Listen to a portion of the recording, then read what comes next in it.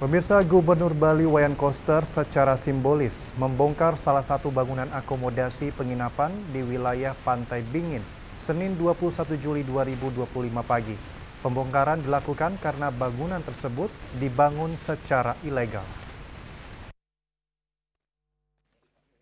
Gubernur Bali Wayan Koster secara simbolis membongkar salah satu bangunan akomodasi penginapan di wilayah Pantai Bingin, Senin 21 Juli 2025 pagi.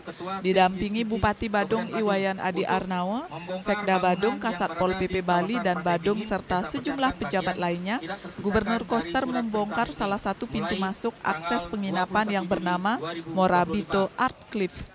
Sebelumnya, aparat penegak Perda Badung telah melayangkan surat terhadap sejumlah pemilik bangunan yang akan dieksekusi. Surat yang dilayangkan menindaklanjuti surat perintah pembongkaran Bupati Badung nomor 600.1.15.2/14831/Setda/Satpol PP tertanggal 15 Juli 2025. Merespon surat Gubernur Bali, 48 bangunan dan villa ilegal semuanya ilegal tidak berizin. Gubernur Koster menjelaskan pelanggaran pertama adalah lahan milik Pemka Badung terdaftar dalam aset Pemka Badung. Jadi bangunan ini adalah bangunan bukan di atas hak milik perorangan. Pertama, lahan ini adalah lahan Pemda Badung, terdaftar dalam aset Pemda Badung. Jadi ini bangunan ini adalah bangunan bukan di atas hak milik perorangan. Itu pelanggaran utamanya. Kemudian juga pelanggaran peraturan daerah provinsi maupun peraturan daerah kabupaten kota mengenai tata ruang. Ini adalah kawasan hijau dan bangunannya tidak ada yang berizin. Okay. Ada berapa banyak yang nanti dibongkar di sini? 48 bangunan. 48 bangunan. Apa itu ada villa ilegal juga di sini, Pak? Ada. Nah, semuanya ilegal, orang tidak ada pakai izin. Dan itu ada yang milik boleh di sini? Masih ditelusuri. 48 bangunan yang ilegal.